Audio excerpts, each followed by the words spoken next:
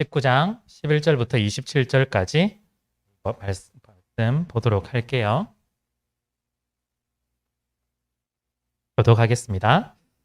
그들이 이 말씀을 듣고 있을 때에 비유를 더하여 말씀하시니 이는 자기가 예루살렘에 가까이 오셨고 그들은 하나님의 나라가 당장에 나타날 줄로 생각함이더라.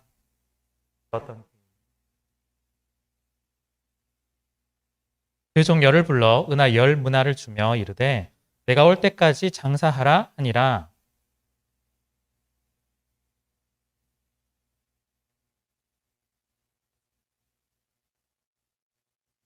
귀인이 왕위를 받아가지고 돌아와서 은하를 준 종들이 각각 어떻게 장사하였는지를 알고자 하여 그들을 부르니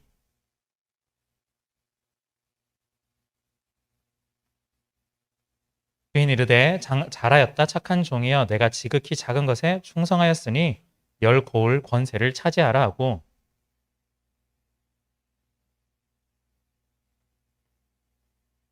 귀인이 그에게도 이르되 너도 5고을을 차지하라 하고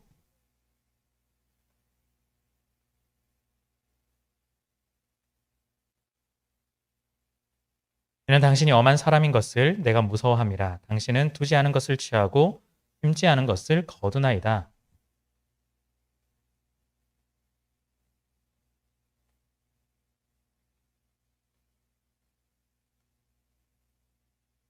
그러면 어찌하여 내 돈을 은행에 맡기지 아니하였느냐? 그리하였으면 내가 와서 그 이자와 함께 그 돈을 찾았으리라 하고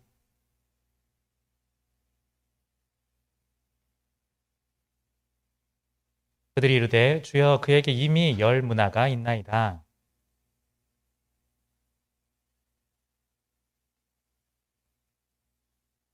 읽겠습니다.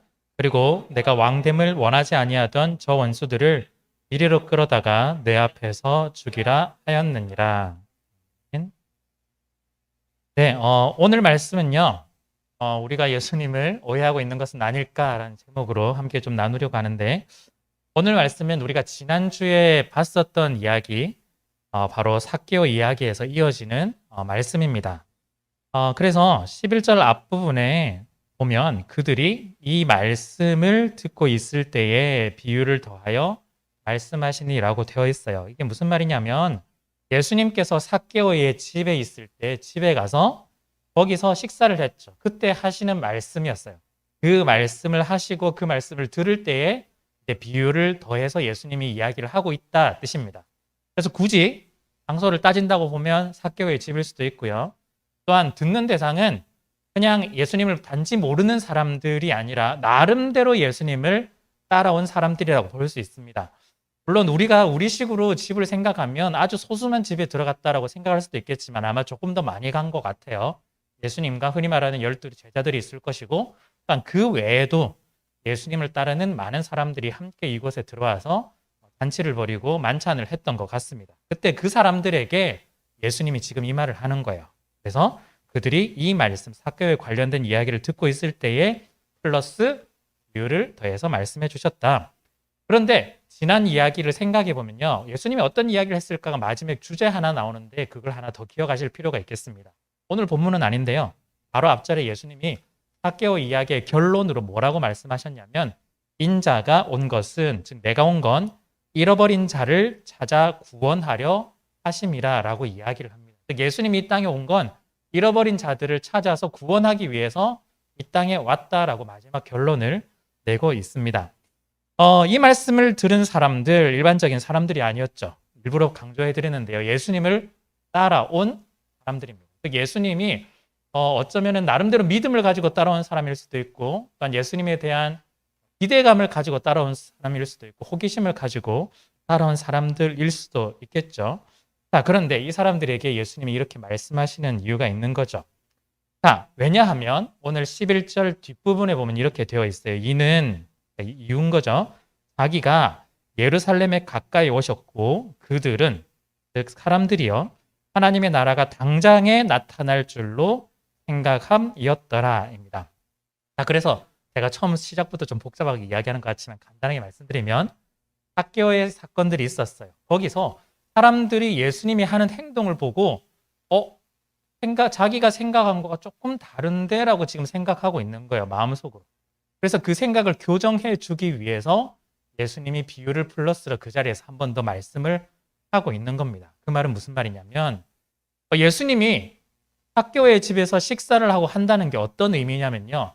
그 사람들은 예수님을 따라왔던 사람들은 예수님이 왜 죄인과 함께 식사를 하고 죄인과 함께 어울리고 죄인에게 구원이 이르렀다고 하면서 하나님의 나라를 선포하실까라고 의문을 품고 있는 거예요.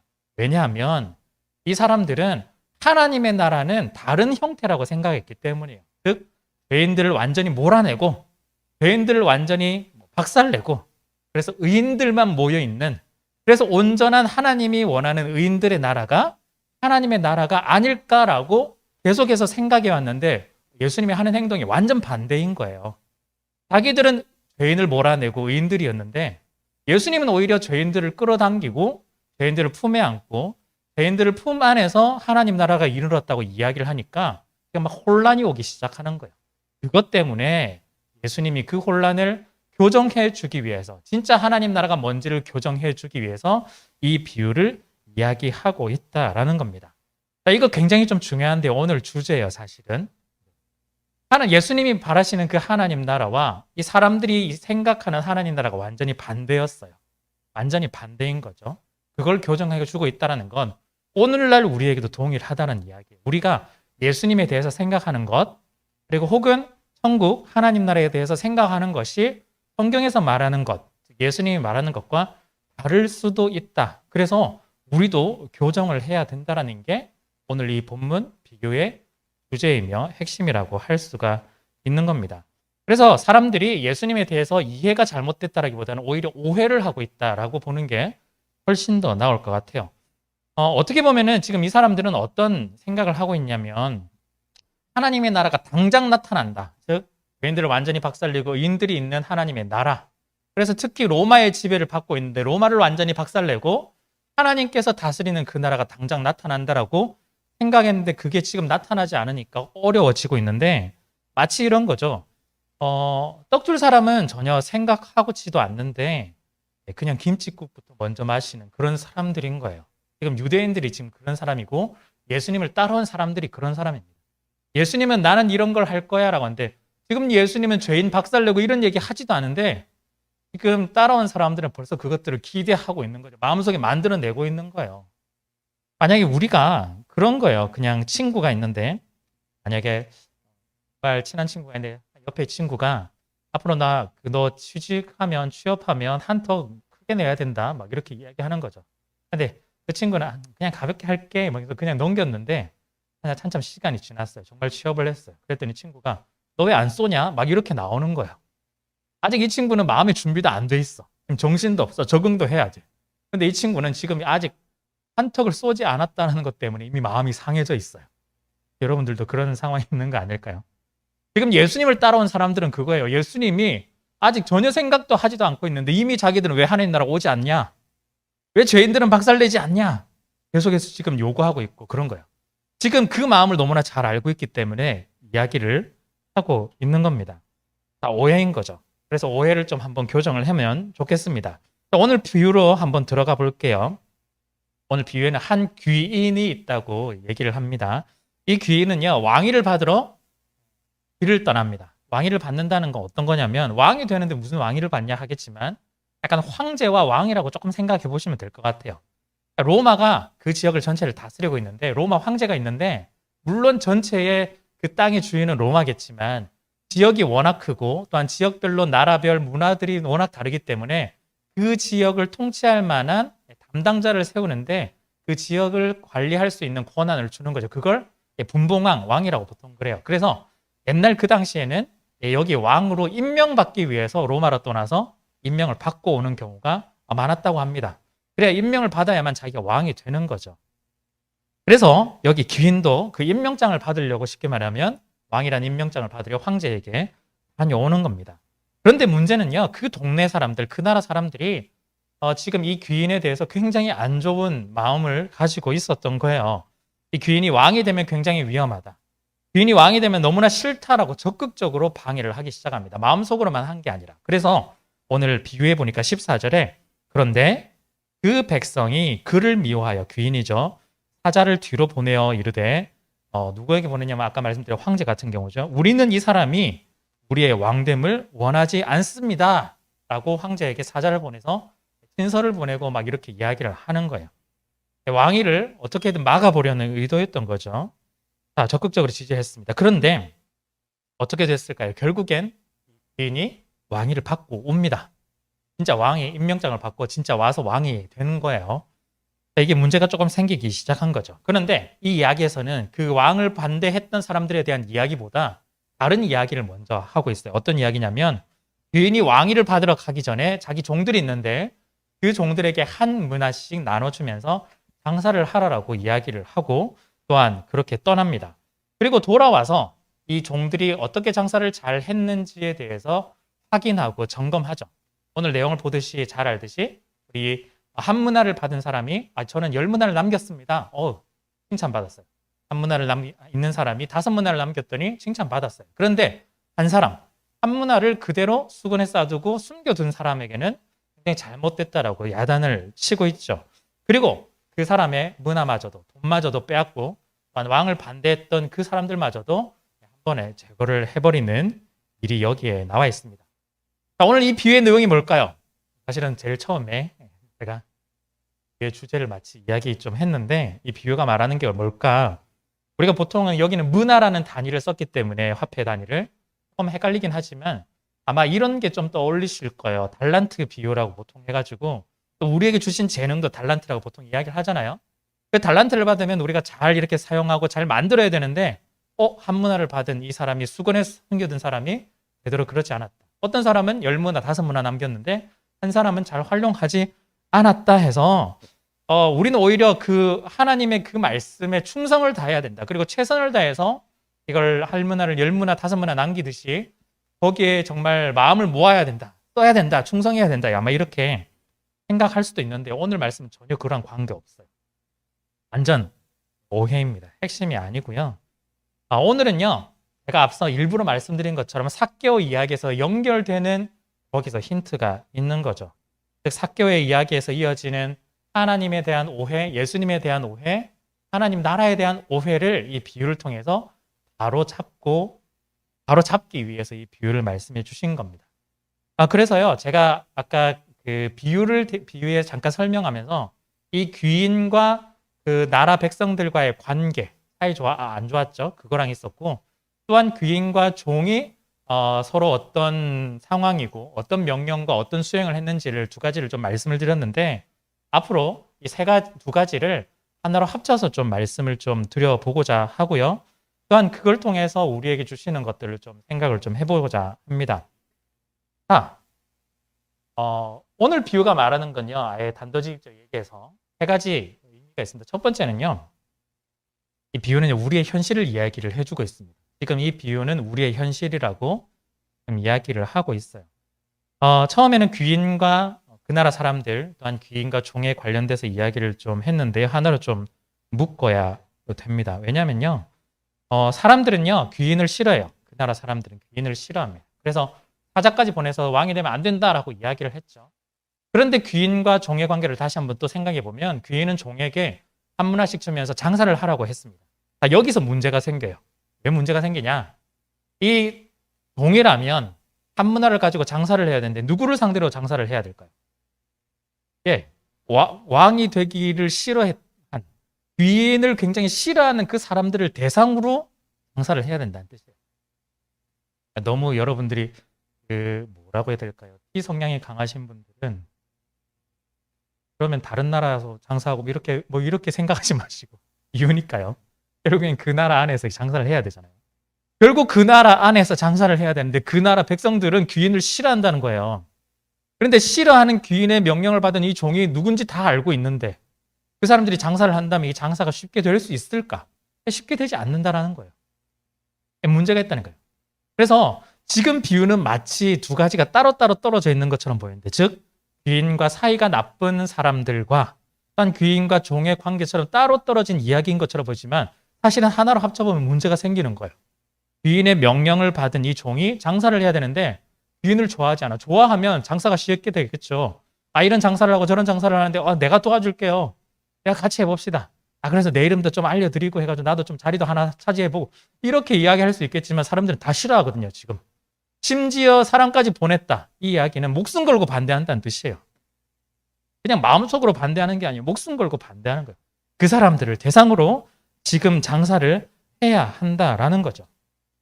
여러분 이런 거예요. 좀 쉽게 이해해보면 우리가 지금 뉴스 같은 데도 좀 많이 나오긴 하지만 약간 오너 리스크 같은 게 있잖아요. 기업체에 보면. 오너가 사고를 자꾸 치는 거예요. 그러면 그 밑에서 일하는 사람들이 일할 맛도 나지 않을 뿐더러 특히 영업 같은 경우에는 영업이 잘 안 된다. 최근에 예를 들어서 빵집, 제가 뭐 제품명 그렇지만 빵을 하는 그 기업체 같은 경우에는 물론 오너도 문제가 그 회사 문화가 좀 그렇게 됐잖아요. 그러니까 실제 그 판매하는 체인에서 실제 사람들하고 상대하는 그 사람들은 장사가 잘 안 되는 거예요. 이해가 되시나요? 지금 그런 상황인 거예요.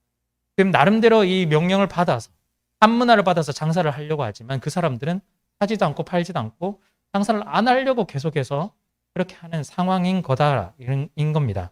그 사이에 보시면은 그 귀인과 세상 사람들, 그 나라 사람들 사이에 종이 있어요. 그림 그려지시죠? 저는 항상 이거 뭐라고 해야 될까요? 처음에 설교 준비를 하는 딱 그 시간이 되면 이 본문을 읽다가 혼자서 머릿속으로 막 그림을 그려가면서 와, 이렇게 그림을 그려가지고 설명이 좀 되게 좋겠다라고 하는데 와, 되게 좋겠다라고 생각해가지고 한번 하면 좋겠다라고 하면 이미 토요일이에요. 그래서 항상 말로만 이렇게 하고 있는데 언젠가는 뭐 이렇게 그림이 그려져 있는 걸 내가 저런 사이구나라고 보여줄 수는 있겠죠. 근데 언젠지는 모르겠지만 항상 그렇습니다. 그림을 한번 그려보시면 이 귀인과 나라 사람들 그 사이에 종이 끼어 있어요. 그래서 이 비유를 다시 한 번 더 의미하는 것을 생각해 본다면 이 귀인은 느끼시겠지만 예수님인 거죠. 그리고 이 반대하는 사람들, 왕이 되는 걸 반대하는 사람들이 쉽게 말하면 그냥 세상인 거예요. 세상 사람들. 그 사이에 누가 끼어 있냐면 우리가 끼어 있다라는 거예요. 그 이야기를 지금 비유가 하고 있어요. 여러분들 그거 같지 않으세요? 여러분들이 지금 예수를 믿고 있는데 실제 사는 곳은 교회가 아니거든요. 수도원이 아니잖아요. 예수를 믿고 예수를 따르고 또한 예수님의 명령을 받아서 살아가는 삶의 터전은 어디냐면 예수님을 싫어하는 세상 가운데서 여러분들이 살아간다라는 거예요. 그게 지금 오늘 비유가 첫 번째 말씀해주고 있는 현실인 거예요. 이게 현실이다. 그냥 우리가 예수님 명령 따라서 잘 살겠습니다. 순종하겠습니다. 그래서 10문화 남기고 5문화 남기고 쉽지 않다라는 거예요. 쉽게 말하면. 그 사람들을 대상으로 해야 되는데. 우리가 장사라는 개념이 여기에 들어와 있지만 우리가 이렇게 생각해 볼 수 있잖아요. 그 사람들에게 예수 그리스도의 복음을 전하고 하나님 나라를 전하고 예수님의 사랑을 이야기하고 하지만 이미 싫어하고 있는데 어떻게 얘기를 해요? 쉽지 않다라는 거예요. 그 상황에 우리가 처해져 있다라는 걸 우리가 인식을 해야 돼요. 우리는 교회를 그냥 다니고 또한 시간이 많이 지나다 보니까 저도 마찬가지인데요. 매너리즘이 생기기 시작하고 그냥 당연히 교회에 와서 예배드리고 그냥 하고 이렇게 하는데 실제 우리가 살아가는 현실은 여기가 전부가 아니라는 거예요. 여기는 일주일에 단 한 번, 일주일에 단 1시간, 2시간밖에 되지 않는다는 거예요.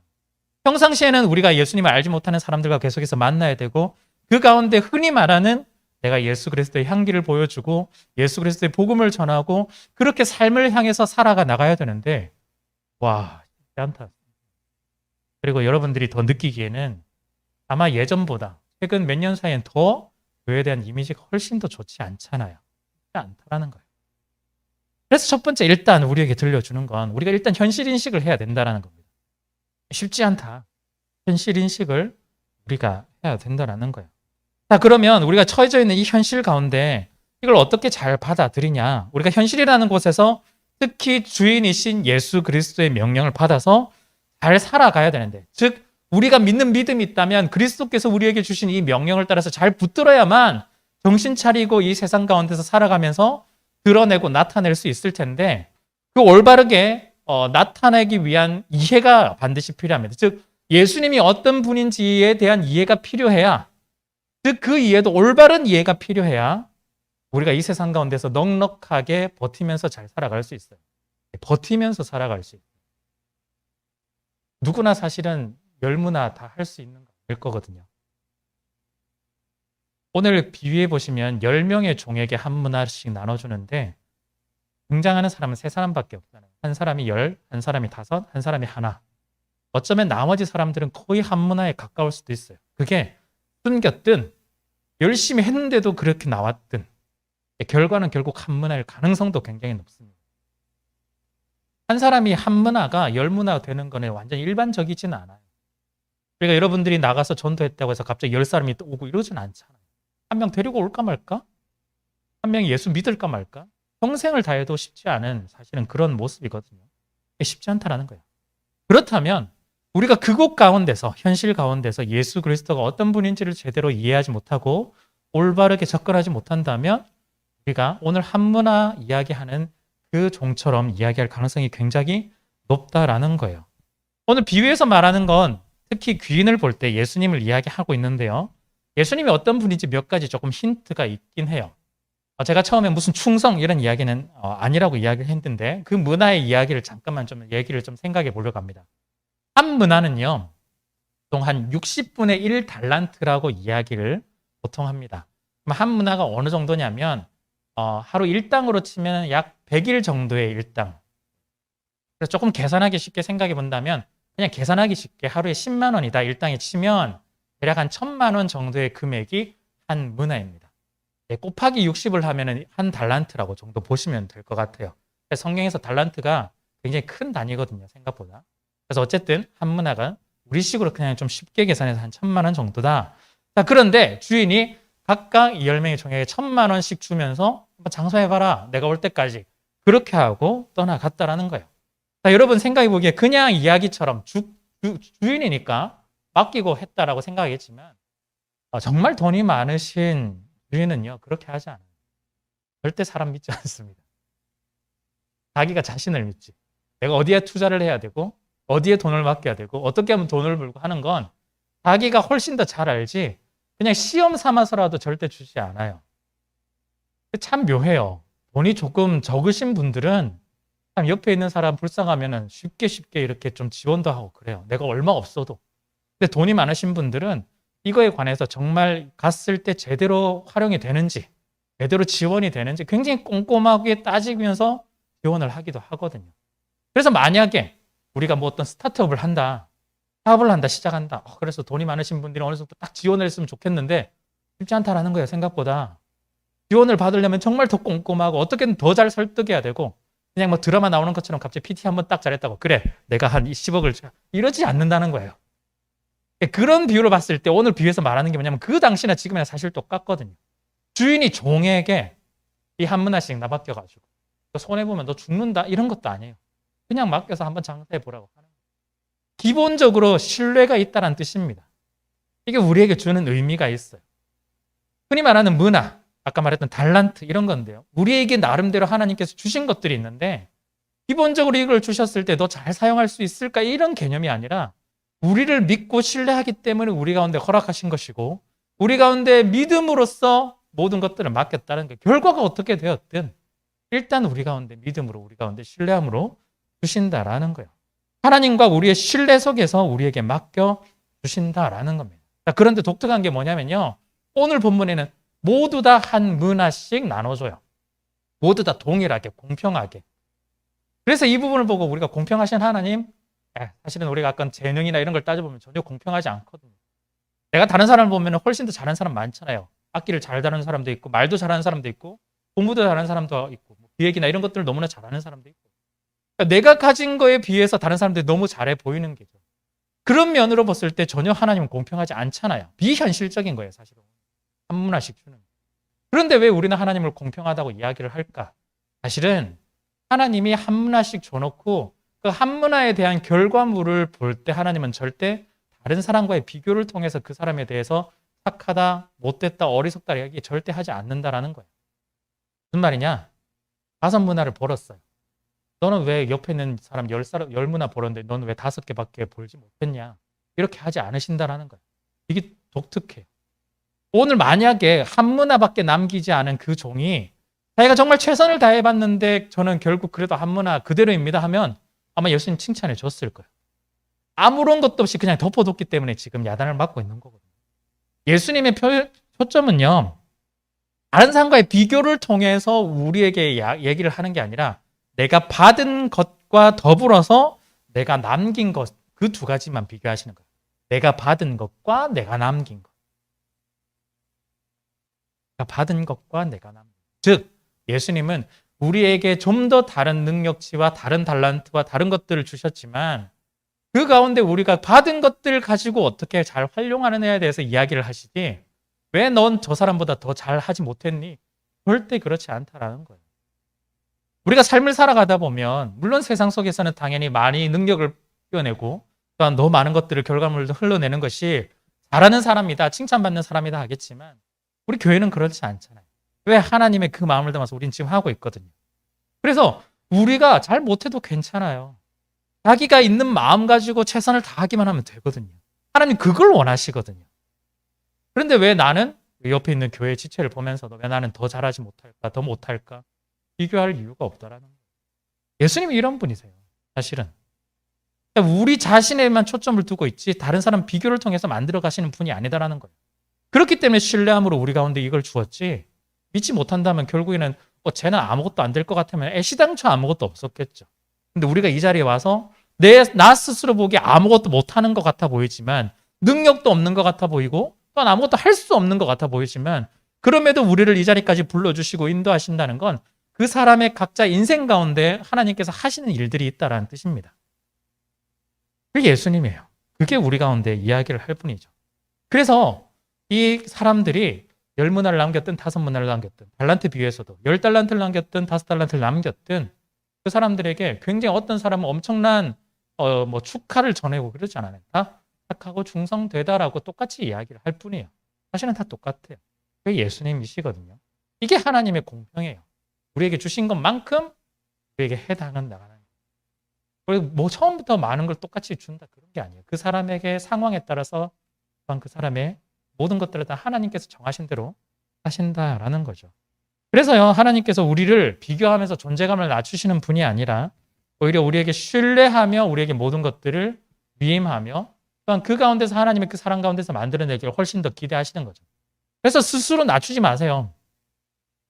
스스로 기대감을 낮추지 말고 마치 그런 거 있잖아요. 하나님께서 정하셨다면서 막 이러면서 내 인생 여기까지인 것 같아. 스스로 만들지 말라는 거죠. 하나님은 우리에게 더 기대하는 게 훨씬 더 높으시고요. 우리가 생각하는 것보다 훨씬 더 많은 것들을 할 수 있어요. 더 스스로에게 칭찬 많이 해주시고 또한 스스로에게 하나님의 사랑을 많이 받는다는 걸 기억하셔가지고 더 많이 하셨으면 좋겠어요. 이게 예수님이 하시는 은혜인 거거든요.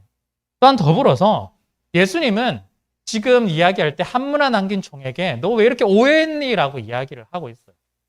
그 말은 예수님이 이야기할 때 나와의 관계 속에서 이 모든 것들이 계속해서 이루어지고 있는데 왜 넌 관계를 보지 않고 다른 사람의 말을 듣고 너는 왜 오해했느냐라고 지금 이야기를 하고 있는 거예요. 우리가 예수님에 대해서 올바르게 알기 위해서는요. 그 관계 속에 있어야 된다는 걸 이야기하고 있어요. 지금 신뢰 속에서 한 문화를 줬다?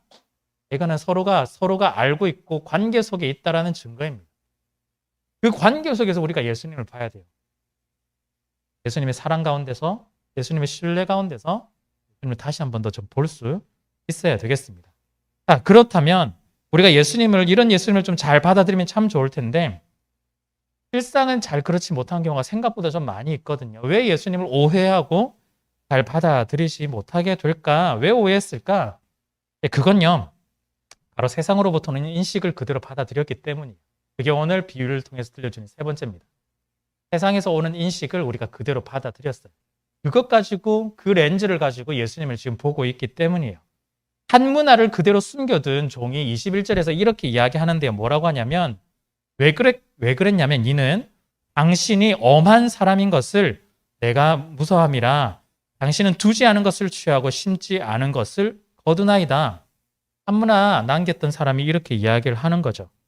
생각해 보시면요. 이 사람이 어떤 비유지만 이 집에 들어온 지 하루 되고 이러지 않았을 거예요. 나머지 10명의 종들과 동일하게 나름대로 오랜 기간들을 거쳤을 거고 그래서 신뢰를 통해서 자기도 한 문화를 받았을 거예요. 그런데 자기의 머릿속에는 자꾸 다른 생각이 있는 거예요. 이 사람, 이 주인, 이 귀인 사실은 좀 신뢰하지 못할 만한 사람인데 나한테 왜 이렇게 지금 한 문화를 맡겼지? 나 되게 불안한데? 막 이렇게 생각하기 시작하는 거죠. 왜냐하면 자기의 머릿속에는 이 귀인을 굉장히 오해하고 있었고 두려워하고 무서워하고 있었기 때문입니다. 특별히 어느 시기냐? 심지도 않았는데 거둔다. 아무것도 안 했는데 더 많은 것을 착취하고 더 많은 것을 더 요구하고 그렇게 하는 거죠. 요즘은 좀 뭐 이런 게 없어졌지만 옛날 군대 10,000원짜리 주면서 KX 갔다 와가지고 다 10,000원어치 사게 하고 거스름도 안 거스러 오냐고 막 이런 식으로 착취하는 날 비린가요? 이런 것들 막 그런 것들이 있었거든요. 그런 식이에요. 막 그렇다고 자꾸 착각하고 있는 거예요. 오해하고 있고. 근데 사실은 경험했을까? 경험 안 해봤을 거예요. 그런 경험. 이 종은 항상 사랑을 받고 있어 항상 신뢰를 받고 있었는데 사실은 계속해서 오해를 하고 있었다라는 거예요. 그러면서 주인이 그렇게 말하죠. 답하죠. 내가 정말 그런 사람이었다면 사실은 그냥 너한테 한 문 줬겠냐 이거예요. 내가 정말 그런 사람이면 난 그냥 은행에 맡겼겠지. 왜 너한테 줬냐? 이런 거죠. 그냥 은행에 맡기면 이자까지 받는데 지금처럼 금리가 높으면 얼마나 더 받겠어. 내가 더 확실히 많이 받지. 왜 너한테 맡겼겠냐라고 지금 오히려 주인이 반문을 하고 있는 겁니다. 왜 그럴까요? 이 종은요. 지금 주인의 그 인식에 대해서 세상의 것을 가지고 계속 보고 있기 때문인데 굉장히 중요해요. 이 세상 사람들이 지금 말하잖아요. 주인을 굉장히 미워해요. 네. 세상 사람들이 굉장히 주인을 미워해요. 왕이 되지 않기를 원하고 있어요. 근데 이 종과 결연 관계가 있었던 거예요. 매칭이 되었던 거예요. 종은 계속해서 그 사람들을 만났고 종은 계속해서 그 사람들의 이야기가 정답인 것처럼 들어왔고 종은 계속해서 그 사람들의 인식을 그대로 가져와서 이야기를 하고 있는 거예요. 우리가요. 사람들을 만날 때도 비슷해요. 회사에서도 마찬가지고 여러분들 친구 사이에도 그렇고 내가 모르는 친구가 한 사람 있어요. 그런데 예를 들어서 우리 동기야. 우리가 아는 그래도 얼굴 정도는 아는 사람이야. 한 번도 대화해 본 적도 없어요. 한 번도 그 사람이 어떤 사람인지 알지도 몰라요. 그런데 그 사람하고 몇 번 대화해 본 사람, 몇 번 안 사람, 그 사람 이야기를 들어서 이미 그 사람이 이런 사람의 편견을 가지고 있는 거예요. 그런 경우 너무 많지 않나요? 사실은 저 사람 엄청나게 착한 사람인데 이게 굉장히 사기치는 사람인처럼 나는 생각하고 있는 거예요. 근데 만났을 때, 정작 만났을 때는 우리가 그 인식 갖고 나가니까 너무나 힘든 거예요. 그런데 오랜 시간 지나서 얘기를 해보니까 내가 생각했던 게 너무 틀린데 혼란이 생기기 시작하는 거예요. 그런 경우 너무 많거든요. 우리가 연예인에 대해서도 그런 생각하잖아요. 우리가 연예인 한 번도 만나본 적이 없으니까 저 사람 이럴 거야. 막 사람들 막 만들어내기 시작하면 정말 저 사람은 정말 엉망인 사람이야. 그렇게 생각하는 거예요. 우리가 그 인식을 그대로 가져왔기 때문이거든요. 우리가요, 예수님에 대해서 바라볼 때도 우리가 진짜 예수님을 경험하고 관계 속에서 그 예수님을 우리가 바라봐야 되는데 세상 사람들이 말하는 그 인식을 그대로 들고 와서 바라볼 때가 생각보다 많이 있다라는 거예요. 왜냐하면 우리의 현실이 어떻죠? 그리스도와 세상 사이에 있기 때문에 어디에다 귀를 기울이냐에 따라서 우리의 모습과 태도가 달라지기 때문입니다. 여러분들 어디에 귀를 기울이고 계세요? 어디에 마음을 두고 계세요? 우리가 예수님이 나의 구원자이시고 나의 주인이시고 특별히 나를 사랑하고 계시고 나를 인도하고 계시고 붙잡고 계시고 동행하고 계시고 어떻게든 내 인생 가운데 하나님의 사랑과 은혜로 인도하시는 분이라는 거 성경을 통해서 굉장히 강조하고 있는데 우리는 항상 반대 생각을 하잖아요. 하나님은 나랑 함께 하지 않아. 하나님 전혀 도움이 안 돼. 나를 시험하려고 나를 넘어뜨리려고 이렇게 하는 거야. 나한테는 이렇게 힘든 것만 줄 거야. 그 인식이 어디서부터 나왔을까? 세상의 인식이에요. 하나님께서 우리의 그런 인식을 주신 게 아니거든요.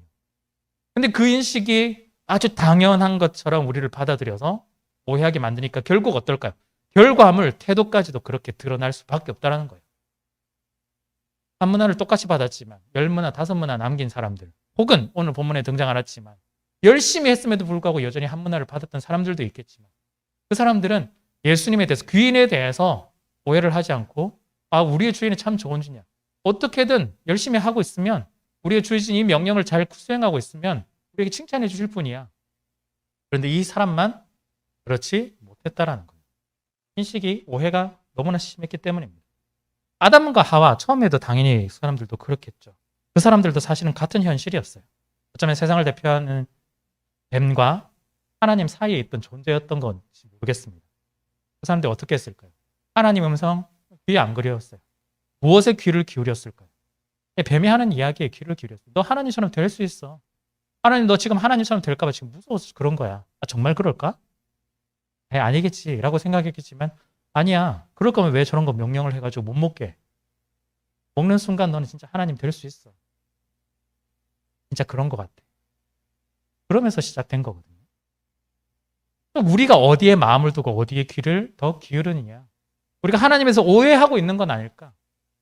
하나님이 나를 정말 사랑해서 그 사랑의 관계 속에서 이 모든 것들을 만들어 놨는데 하나님이 내가 하나님이 되기를 두려워하기 때문에 이렇게 하고 있는 건 아닐까? 계속해서 오해를 하고 있다는 거죠.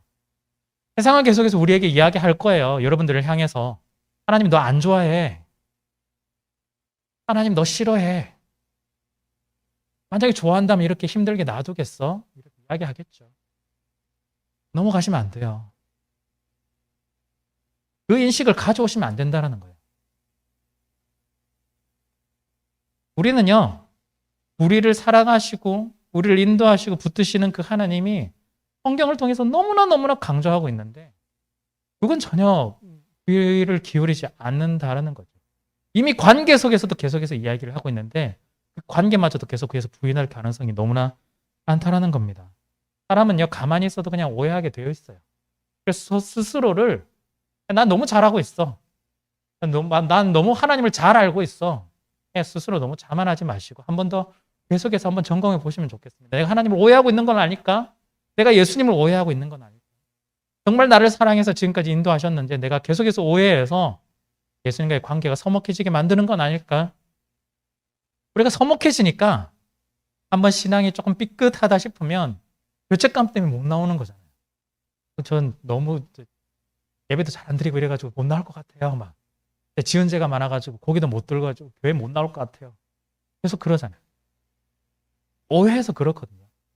우리가 교회 못 나와도 죄를 지어도 여전히 하나님은 우리를 사랑하시거든요. 여전히 우리를 붙드시거든요. 하나님이 원하시는 건요. 둘째 아들이 도망갔다가 다시 집으로 돌아온 것처럼 그냥 오는 걸 원하시지 도망간 이후에 아무것도 안 하고 그냥 있는 걸 원하지 않는다라는 거예요. 물론 우리가 누가복음을 계속해서 보고 있지만 결국엔 하나님 어떻게든 멱살이라도 잡아서 데리고 올 겁니다. 여러분들 데리고 올 거예요. 그렇지만 이왕 올 거 앞에서 오는 것보다 내 발로 오는 게 훨씬 더 좋잖아요. 왜냐? 우리를 야단치시는 분이 아니라 어떻게든 사랑하시고 인도하시는 분이기 때문입니다. 그래서 오늘 첫 번째, 오늘 이 비유에서 이야기 직전에 삭개오하고 연결되면서 사실은 예수님이 이 땅에 오신 건 죄인들을 완전히 멸하기 위해서, 없애기 위해서 이런 목적으로 오신 것이 아니라 그 죄인들에게는 예수님이 필요하기 때문에 예수님이 직접 찾아오셨고 예수님이 잡아주시고 인도해 주시고 붙잡아 주신다라는 거예요. 그걸 위해서 예수님이 오셨다라는 거예요. 오해하지 않으셨으면 좋겠어요. 여러분들이 이 땅 가운데 지금 이 자리 가운데 오신 건 예수님이 여러분들을 너무나 사랑해서 붙잡아 주셔서 여기까지 올 수 있었습니다. 여러분, 우리가 이 오해를 여러분들이 계속해서 오늘 당장 없어지고 이러지는 않을 거거든요. 조금씩 풀어 나갔으면 좋겠습니다. 오해를 푸는 방법이 뭘까요? 결국 대화하는 거예요. 서로 간에 오해가 생기면 솔직하게 이야기하는 거죠. 미안해. 나 이렇게 해서 난 너 오해했어. 상대방도 그렇게 얘기하죠. 난 그렇게 이 상황을 보다 보니까 난 이렇게 오해했어. 내가 오해했네. 우리가 예수님과의 관계도 마찬가지예요. 예수님도 사실은 예수님 이런 모습 보고 나한테 별로 이야기 안 해주는 것 같아서 되게 오해 많이 했어요. 저는 되게 F기 때문에 예수님이 손으로 터치 안 해주면 오해하는 스타일이에요. 이렇게 얘기하는 거예요. 솔직한 대화 속에서 예수님과의 관계 속에서 문제를 풀어나갈 필요가 있습니다. 그래야 예수님이 진짜 우리 가운데 죄인을 위해서 우리를 위해서 오셨다는 걸 알게 되고 또한 우리의 손을 인도하실 것이고 우리를 붙잡아 주시고 또한 그것이 바로 하나님 나라라는 걸 우리가 제대로 알기 때문입니다. 우리가 예수님을 오해하고 있었다면 이제는 조금씩 풀어서 정말 우리를 향한 예수님의 사랑을 더 풍성히 누렸으면 좋겠고요. 또한 특별히 우리가 가지고 있는 이 현실 가운데서 오해함 없이 이 경계선상에서 예수님을 잘 선택할 수 있었으면 좋겠습니다. 여러분들이 이 현실, 예수님과 세상 가운데 끼어 있는 여러분들이 이 현실 가운데서 세상의 인식으로 예수님을 바라보지 않고 예수님의 사랑으로 세상을 바라볼 수 있는 여러분들이 되셨으면 좋겠습니다. 오늘 비유가 이 이야기를 하고 있어요. 그래서 그 예수님을 꼭 만나셨으면 좋겠고요. 예수님과 함께 동행하는 여러분들이 되셨고 또한 여러분들 가운데 어렵고 힘든 문제가 있다면 그 예수님께 솔직하게 맡겨놓고 문제들을 풀어나가시면 우리 오늘 말씀 한번 기억하시면서 조금 정리하도록 할게요.